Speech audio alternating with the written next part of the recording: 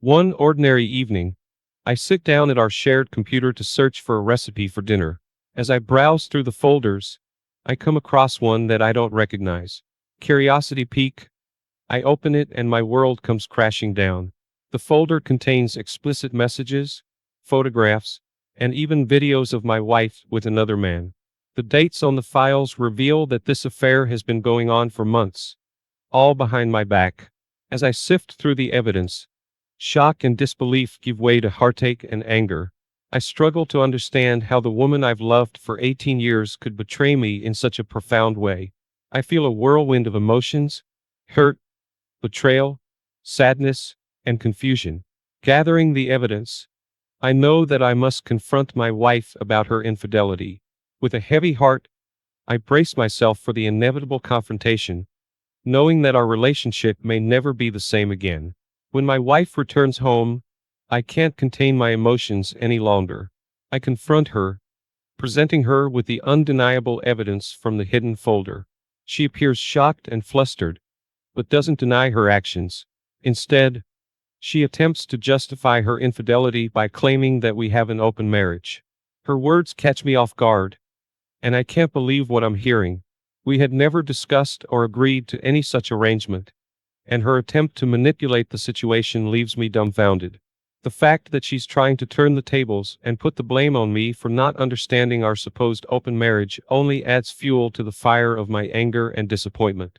As we argue back and forth, I realize that not only has my wife betrayed my trust, but she's also attempting to twist the truth to suit her own narrative.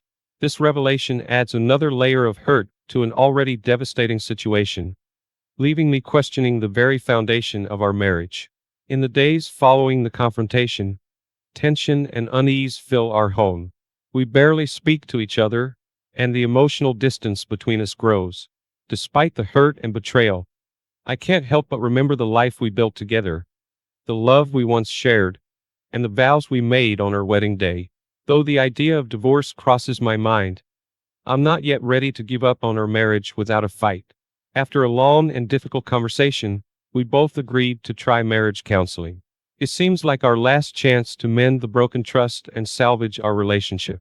We hold on to a glimmer of hope that with the help of a professional, we can navigate the tangled web of emotions, deceit, and pain that now defines our marriage. We research and find a reputable marriage counselor in our area, and with a mix of trepidation and hope, we schedule our first session. Though the future of our relationship remains uncertain, we take the step together, hoping that it might lead to healing and reconciliation. We arrive at the counselor's office, both feeling anxious and unsure of what to expect.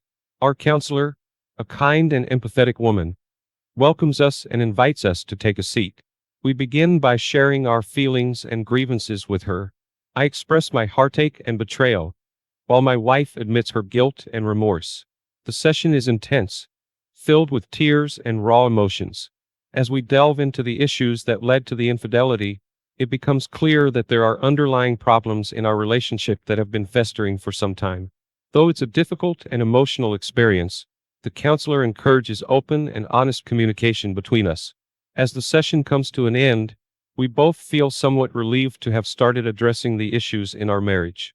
We leave with the understanding that this is just the first step in a long and challenging journey towards reconciliation, but we're willing to take that journey together. As we continue attending counseling sessions, I try my best to be open and receptive to the process. We discuss our communication styles, our emotional needs, and ways to rebuild trust. Despite these efforts, however, I can't shake the nagging feeling that my wife is still hiding something from me. The betrayal has left a deep wound in my heart, and the seed of doubt has taken root. I find myself questioning her every action and analyzing her every word, searching for hidden meanings or signs of deceit. Even when she appears genuine and remorseful, I struggle to fully trust her. This constant suspicion takes a toll on me, causing sleepless nights and countless hours spent replaying the events in my head. Though I want to believe that we can move past the infidelity and repair our relationship, the weight of my lingering doubts makes it increasingly difficult to make progress in our counseling sessions. My heart aches with the uncertainty of whether we can ever truly rebuild the trust that once held our marriage together. During one of our counseling sessions, I notice my wife is increasingly distracted by her phone. She keeps glancing at it, her fingers tapping away as if she's sending messages. Our counselor, too, notices her preoccupation and gently reminds her to focus on the session. My suspicion gets the better of me, and I can't ignore the urge to know what has her so captivated. In a moment of frustration, I snatch the phone from her hands and my heart sinks as I see a string of flirtatious messages with a man whose name I don't recognize. The messages reveal that they've been meeting up and have even shared intimate moments together. My heart pounds in my chest as I realize that despite our efforts in counseling, my wife has been continuing her deceitful behavior. The painful truth of her ongoing infidelity stares back at me from the screen, and the last ounce of trust one had in her crumbled to dust. Overwhelmed with anger and disbelief, I confront my wife about the messages right there in the counseling session. I demand an explanation, feeling a mixture of rage and heartache at this new discovery. Our counselor tries to mediate the situation, urging us to remain calm and communicate our feelings. Despite the clear evidence, my wife denies everything, claiming that the messages were taken out of context and that it's all a big misunderstanding. She insists that there's nothing going on between her and the man, and she pleads with me to believe her. But her words ring hollow, and her desperate attempts to deflect only serve to confirm my suspicions. I am left with the sinking feeling of betrayal, the bitter realization that she has been lying to me, not only about her infidelity, but also throughout our entire counseling process. This confrontation only serves to widen the chasm between us, casting a dark shadow over any hope for reconciliation. In the aftermath of the confrontation, I find myself questioning everything I thought I knew about my wife and our marriage. My trust in her is completely shattered, and I can't help but wonder how long her deceit has been going on. And if there are more secrets yet to be uncovered as we continue our counseling sessions, I struggle to open up and be vulnerable.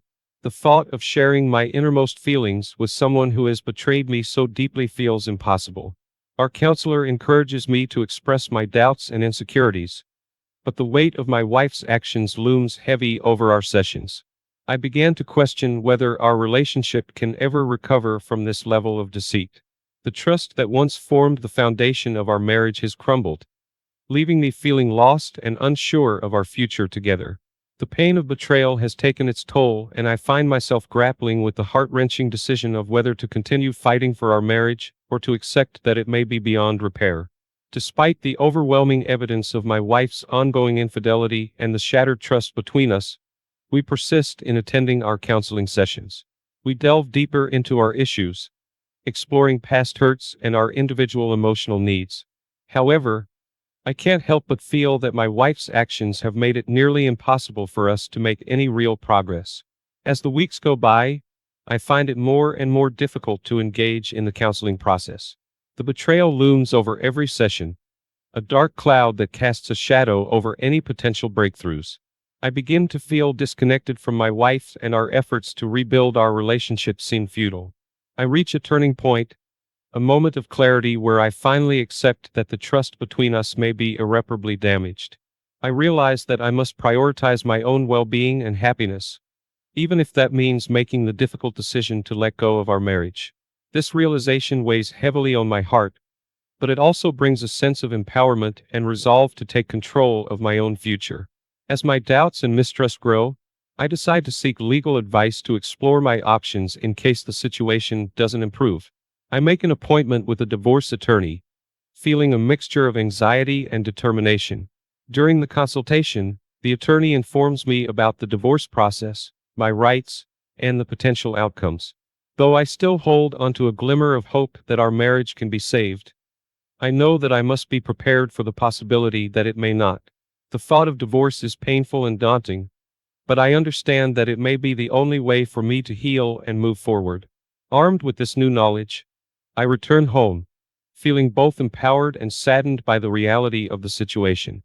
I know that I must make a choice soon, either to continue fighting for our marriage, or to accept that it's time to start a chapter in my life.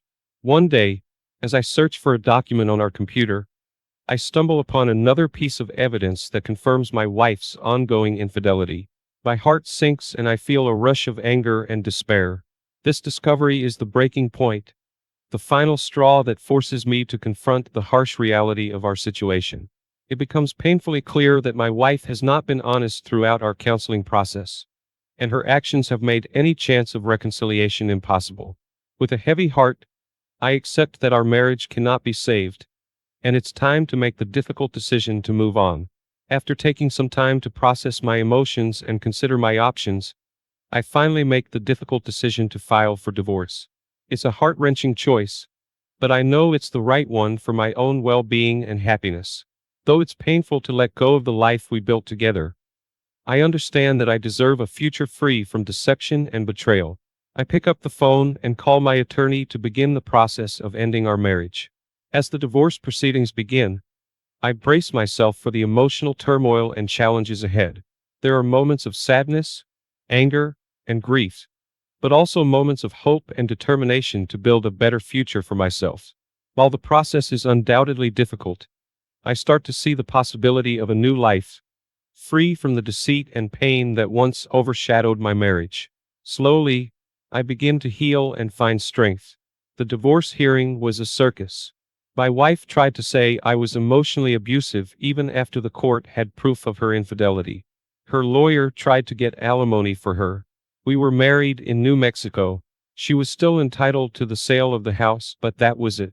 She didn't get any alimony, and I am in the process of finding out who her AP is. My attorney told me I could go after him. Not sure if I want to waste my time doing. Welcome to the Chanel. Remember, if you enjoy the content, please like, comment, and consider subscribing so that I may bring you more Reddit relationships videos. Now, let's get into today's Reddit relationships video. This story is called, "Found Out My Wife is Cheating on Me Through My Work Presentation Via an SD Card." I can't believe this. We have been married for 17 years, and this is how I found out she was cheating on me. Absolutely heartbreaking for me to see this in front of my coworkers. The wife I thought was mine turned out to be someone else's, and what hurts even more is that it happened through a damn presentation at work.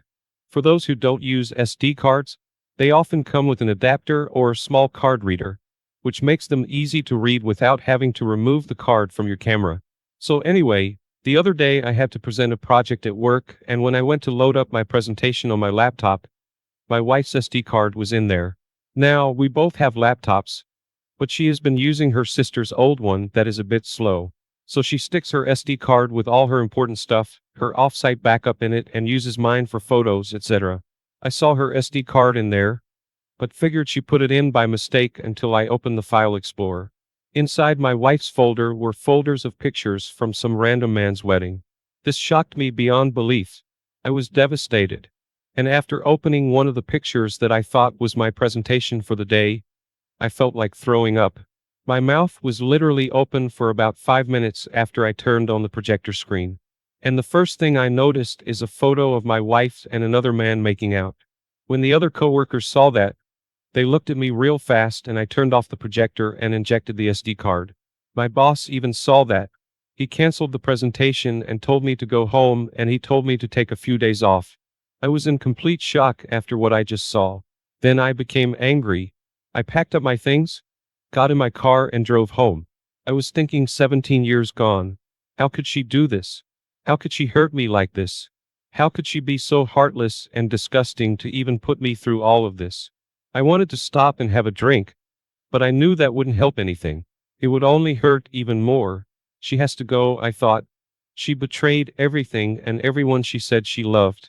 I felt like the weight of the world was on my shoulders as I pulled into my driveway and walked through the door. What do I say? The wife showed up at home before me and is in tears and scared to death that I left work early because someone let her know what happened using social media. When I walked in, I didn't even say anything to her. Didn't say hi or anything. I simply put my laptop back down, pulled out the laptop, and told my wife, "I need to show you something." She looks at me confused and said, "Okay." My wife had no idea what was about to happen as I clicked on the presentation button and didn't know it. But a whole new reality for her just began. She looks at me and starts to cry and apologize profusely and tries to hug me. I back away and tell her not to touch me. I asked her, "How long have you been cheating on me?" To my shock, she said she has been cheating on me for 3 years with a married man. My mouth drops to the floor. I said, what? You are cheating on me with a married man? She bows her head and starts crying. I just shake my head at her and say, you just ended this marriage. There is nothing you can say or do that will make me change my mind. Your cheating got me sent home from work. She interrupts and says, I'm sorry again. I yelled and said, I don't care. I told her right then and there, I want a divorce. She yells, please don't do this. I am sorry. I told her sorry wasn't good enough for her cheating and walked away from her. I grabbed the laptop to get the photos off the SD card and save them to my cloud so I can save them to where she can't delete them. My wife walks over to me with my back turned to her. She comes up behind me and hugs me. I told her to let me go. We are not doing this. I told her you really need to think about where you are going to live. At that moment, her whole demeanor changed. She went from being extremely apologetic to being angry in a flash. She looks at me and says, I will fight you for everything. At that moment, I knew this was not going to be a quick divorce. I am also thinking how stupid she was for leaving evidence on the SD card to which I have already saved the photos to the cloud to which she has no access.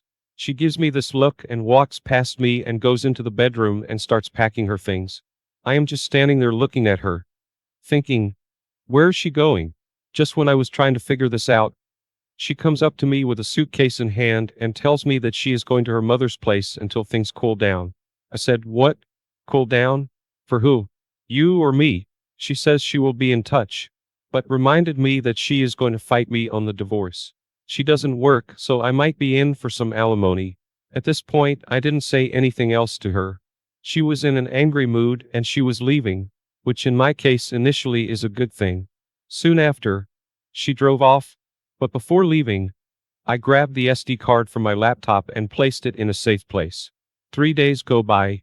I haven't heard anything from my wife, so I call around to a few attorneys to find out what I have to do and the procedures in filing for divorce.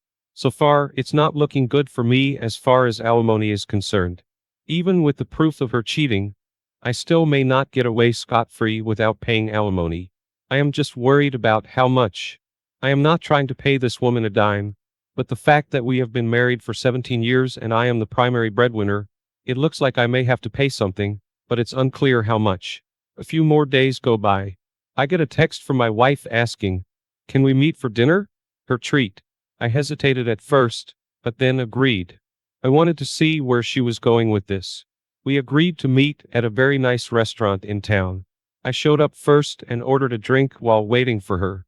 She shows up and sits down. She immediately starts telling me how sorry she is about what she did.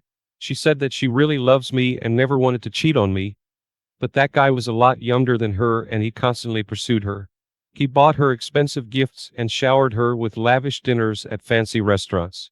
I told her it doesn't matter how much he spent on you. The fact of the matter is he didn't want his wife. She chuckled.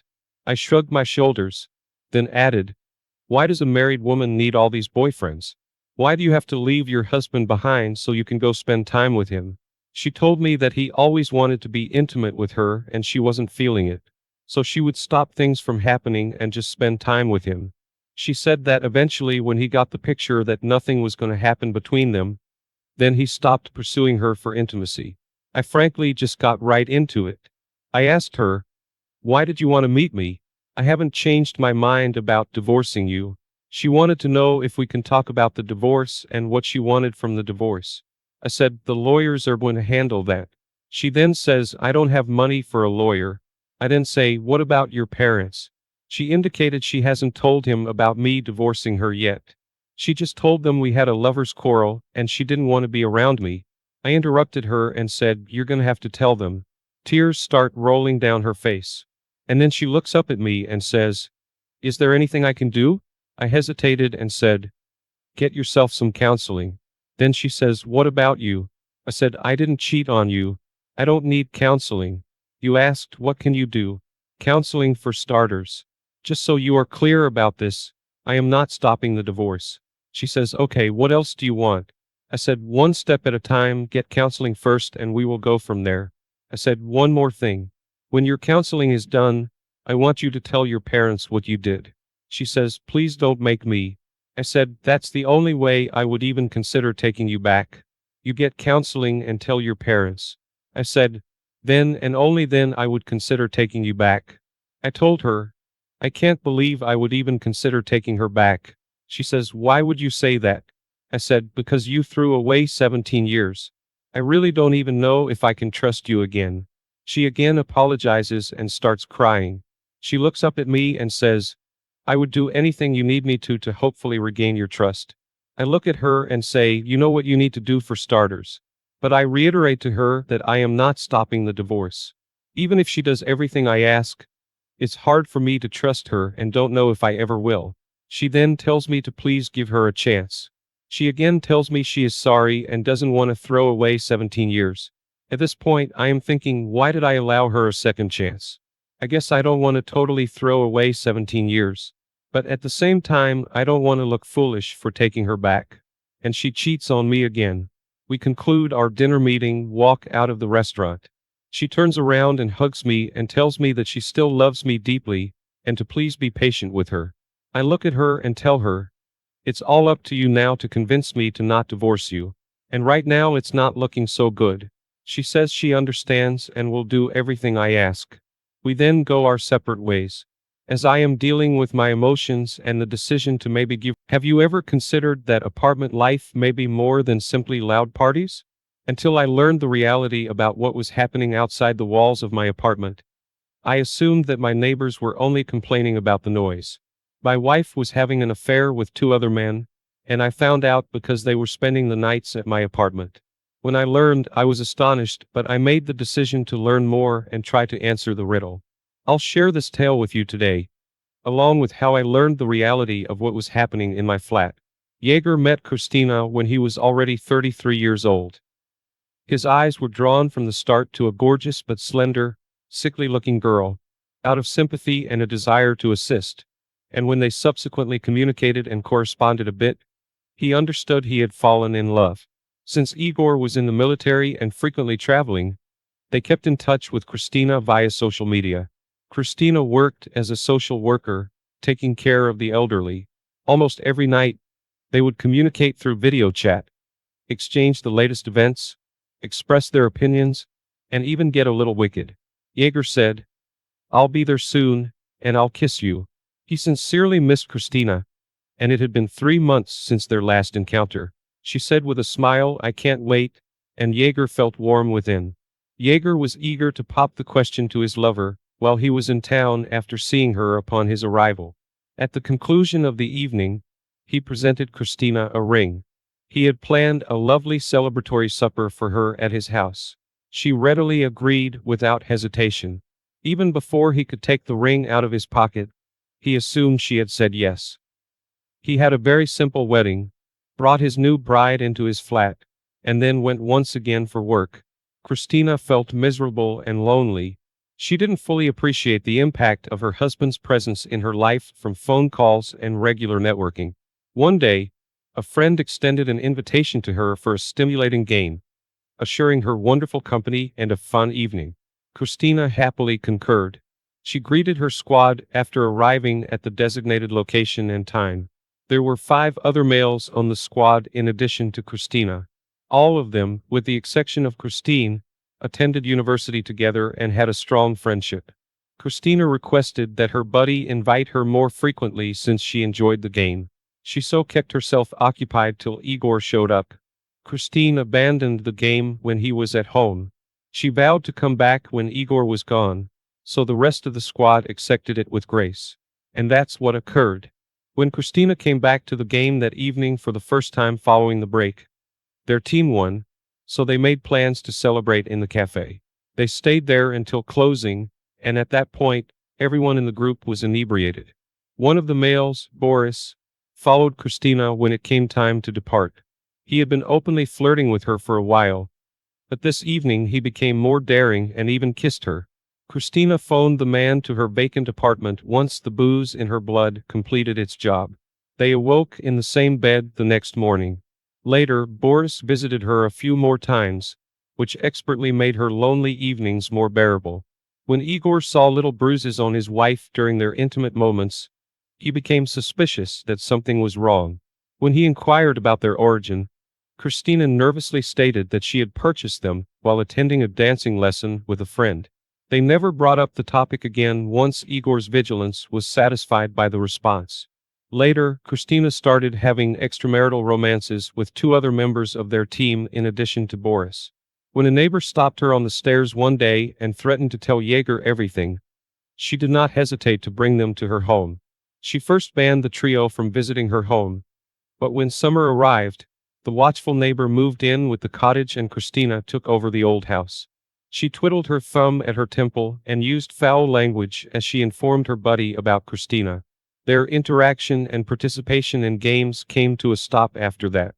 Jaeger frequently saw the displeased looks of his neighbors while he was walking home. He was told by a married couple who lived directly above Jaeger and Christina's flat, and who had just had a kid, that their intimacy with his wife was particularly noisy and turbulent. He learned from them that Jaeger wasn't the only one who heard the groans. Our apartment's groaning has drawn complaints from our neighbors.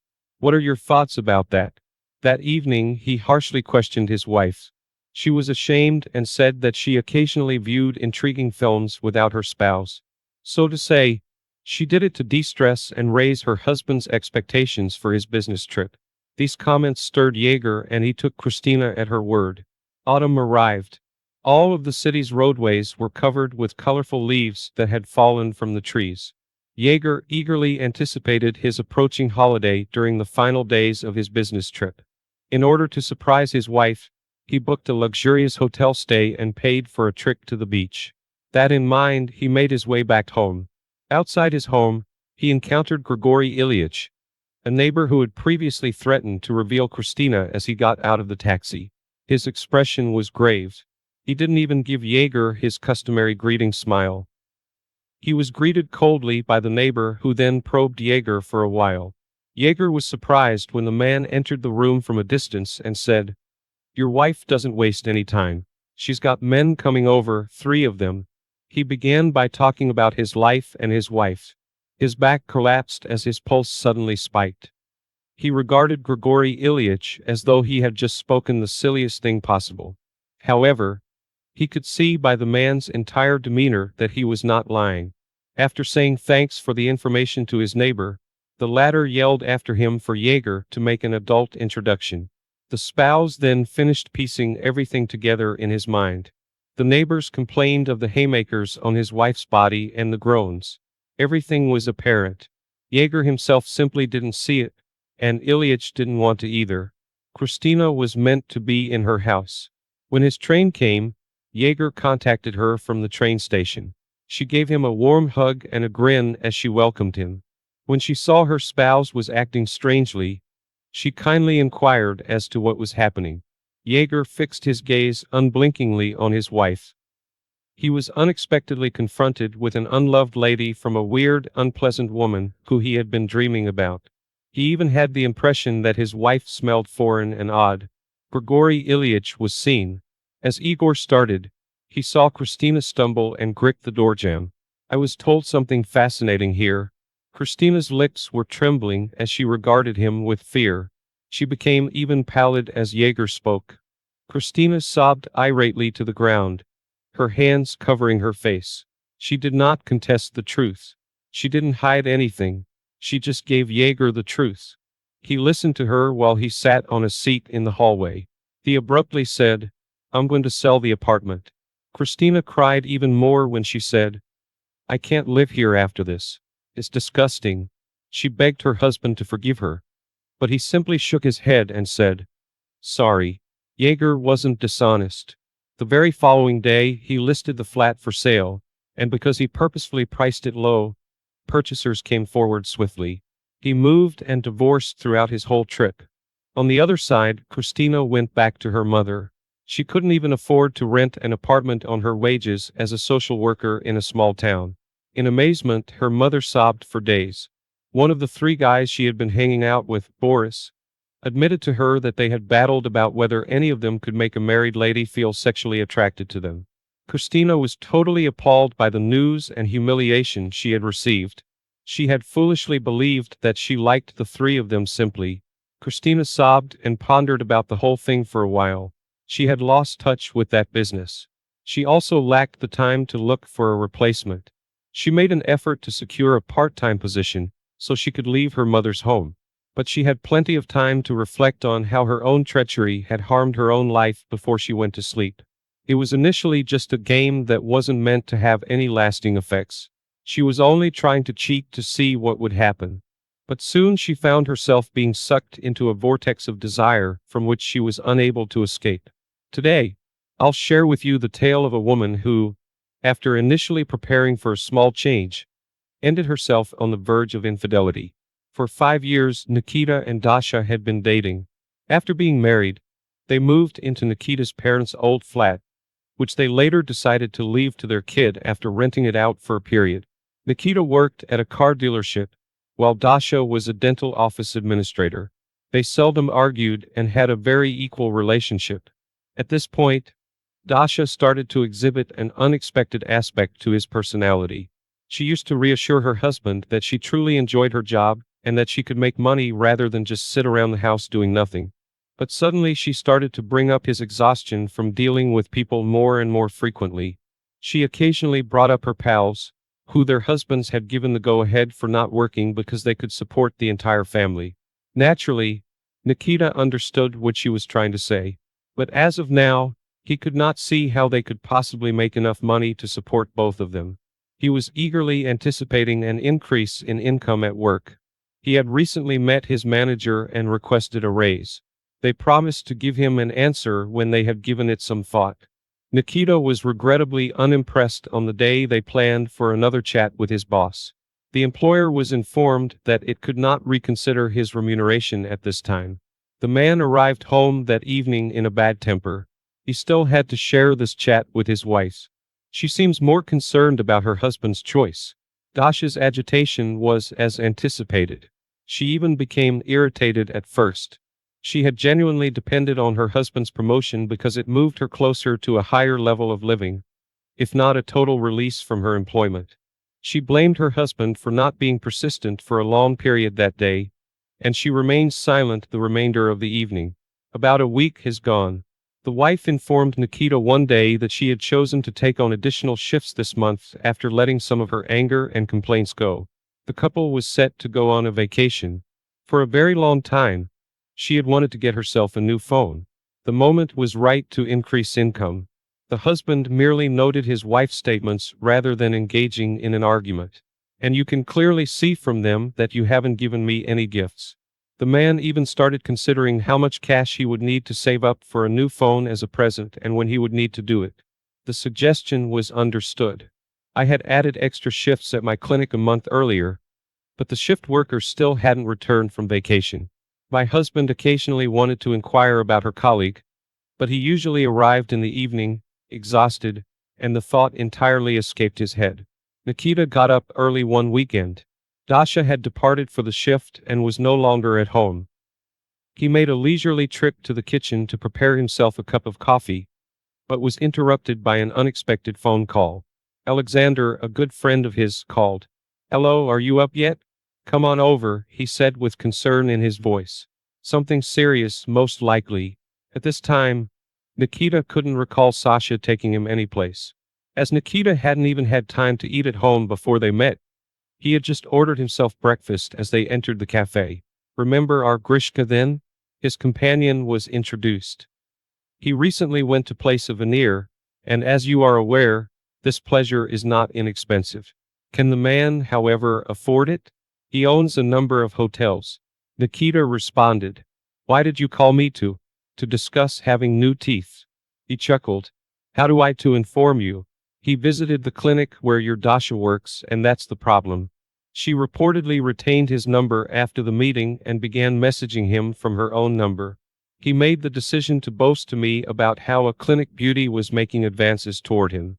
I was immediately aware when I learned the dentist's name. At the same time, Nikita's appetite disappeared. He gently inquired as to the precise subject of his wife's letters to their common buddy. He informed him that she had been begging to meet him and openly flirting with him. They had even briefly crossed paths once, but it was simply for conversation and nothing more. But it was obvious that she had big aspirations. Grisha's phone number was requested by Nikita, who then called him that day. He spoke about the circumstance and inquired further about their encounter. She had, in fact, seen him on the day she was meant to have an additional shift.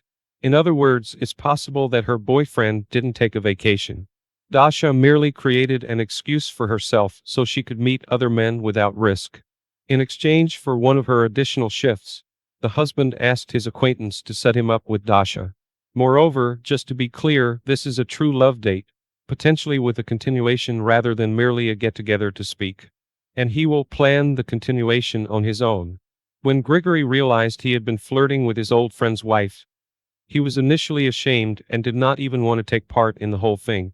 But after some consideration, he came to the conclusion that his friend required assistance in order to surround everything. Grigory and Dasha met on the scheduled day at a restaurant. Additionally, Nikita was nearby on the street. While they were having a pleasant talk, the false lover signaled to his buddy that it was time for his wife. Quite simply, started to flirt with him by holding his hand and making suggestions about prolonging the evening.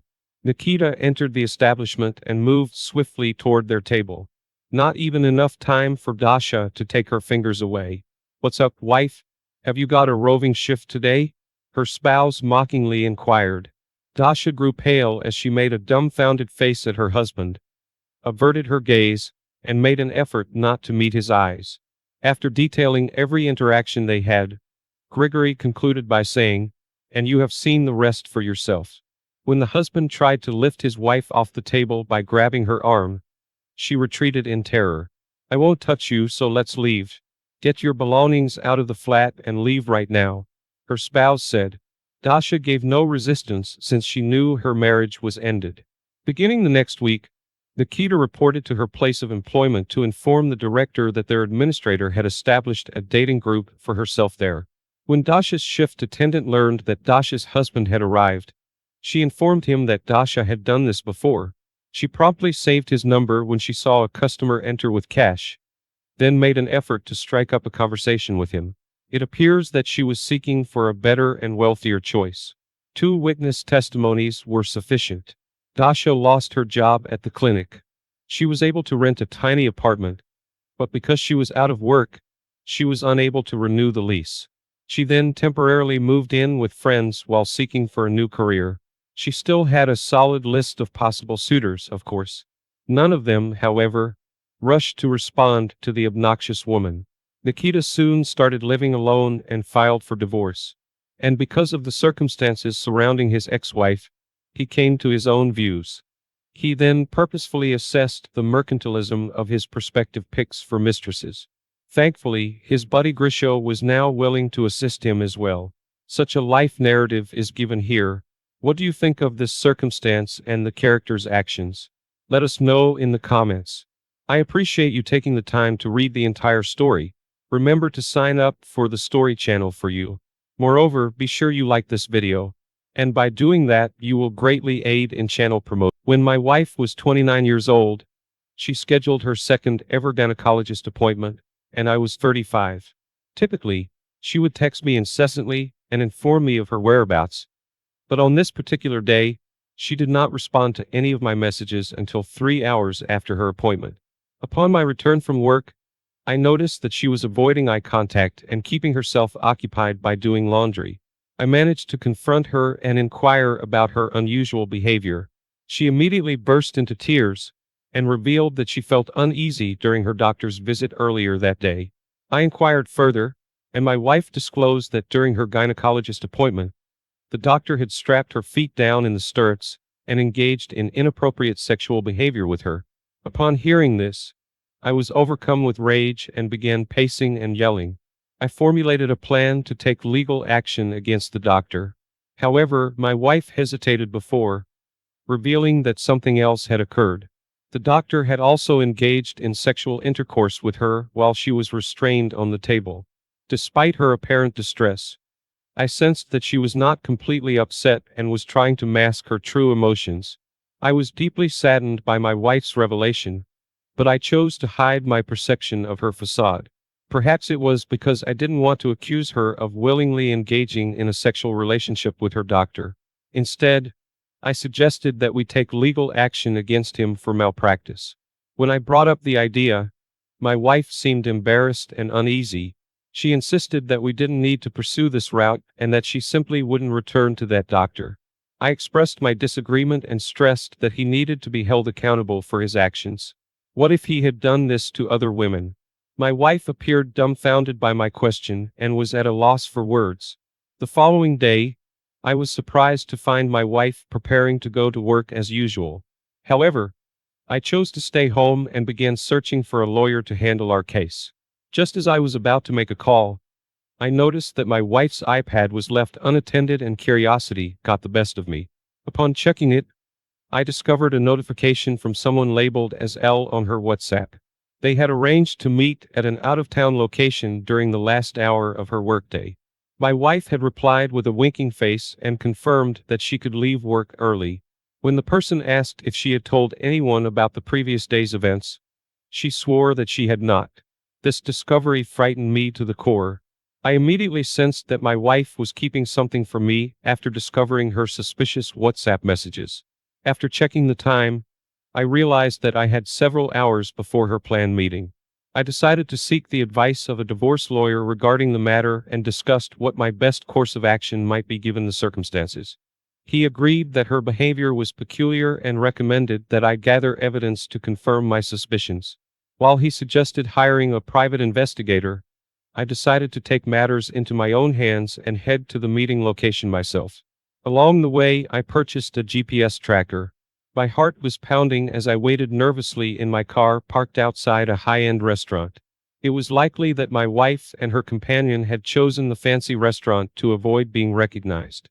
When I arrived, I spotted my wife sitting at a table for two near the front window, looking anxious.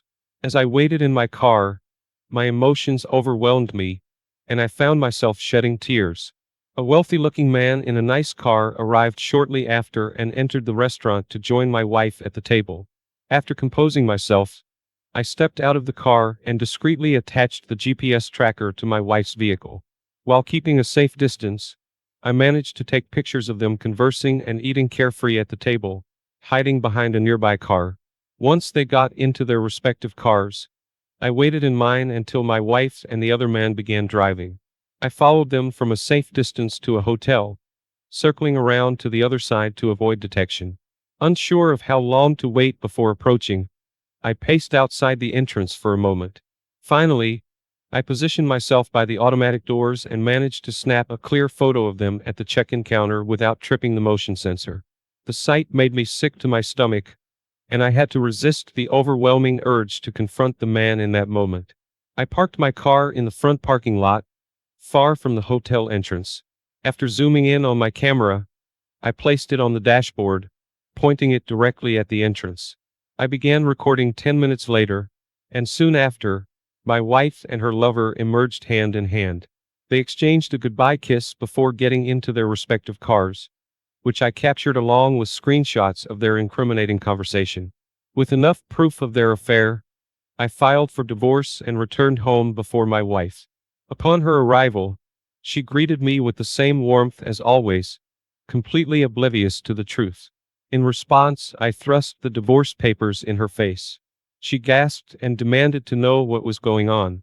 I informed her that it was I who deserved answers, and that I had evidence of her infidelity. Her face drained of color as she asked me what I was talking about.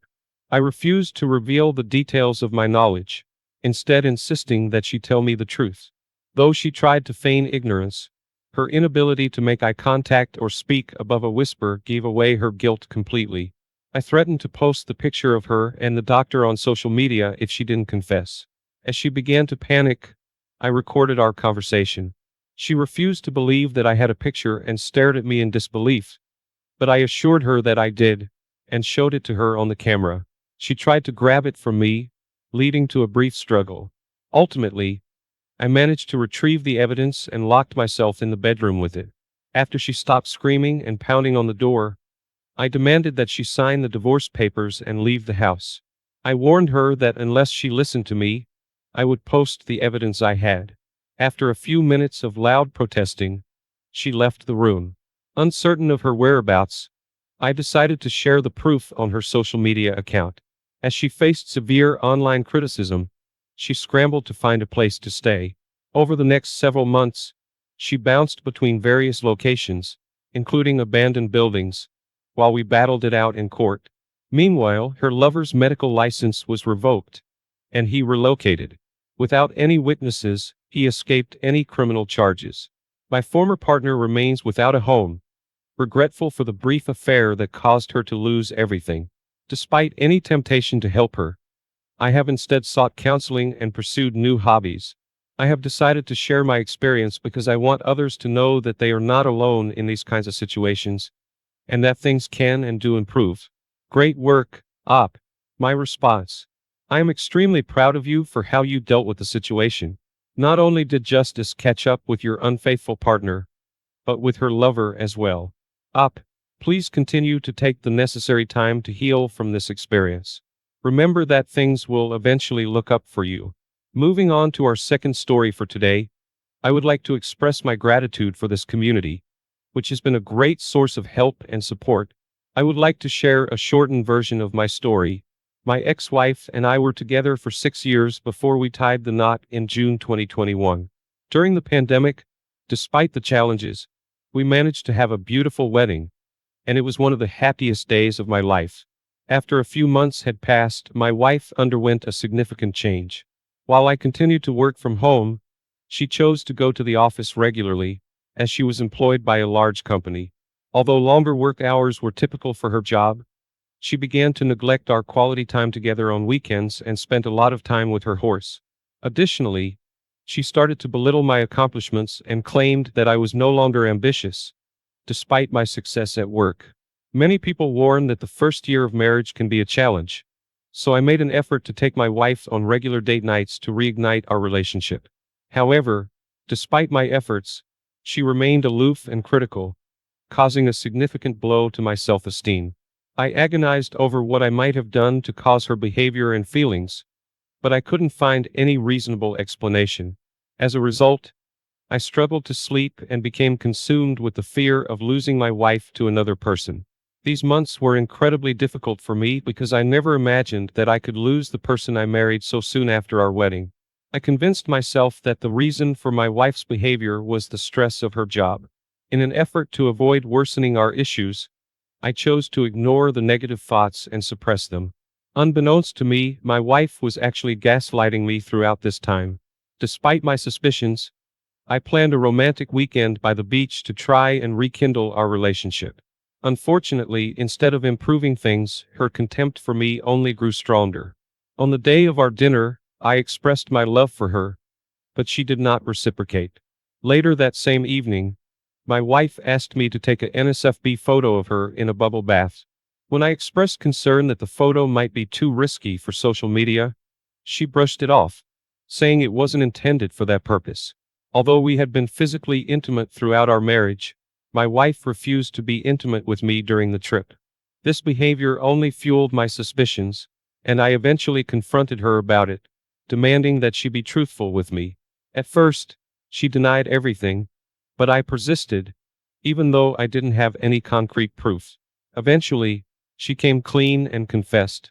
During our confrontation, my wife finally admitted to having an affair with her boss for several months. She also revealed that he had been pressuring her to leave me. The news triggered a panic attack, something I had never experienced before. Once I had calmed down, I realized how foolish my wife was for falling for his lies. I told her that I planned to inform his wife about the affair. She responded by saying that the wife would find out, but I wouldn't be the one to tell her. This response was a clear indication that my ex-wife had convinced herself that she would run away with her boss. It was a sick and manipulative behavior that made me realize that the person I had married was not who I thought she was. After my wife admitted to having an affair with her boss, she took control of the situation. She changed my flight that night, sent me to my parents' house, and informed me that she would mail me some boxes of my clothes. As soon as I arrived at the airport, I contacted the boss's wife via social media, and things spiraled out of control from there. It turned out that the boss never had any intention of leaving his family. In an attempt to salvage his marriage, he distanced himself from my ex-wife as quickly as possible. HR had to get involved, and my ex-wife quickly gained a reputation around her office. Despite my ex-wife's tearful pleas for reconciliation, I made it clear that her infidelity had sealed the fate of our marriage. In the aftermath of the divorce, I was determined to move forward and find happiness. Thankfully, things have turned out well for me.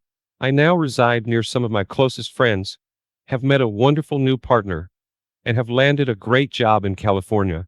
Through this experience, I have learned to value and love myself again. I have come to understand that my ex-wife's negative opinions of me during our marriage do not define my worth as a person. Ultimately, success has been the best form of revenge, and I am grateful for the new life I have built. I am much happier now that she's no longer in my life, and although I sometimes feel sad about what happened, I am grateful that I found out before we had children.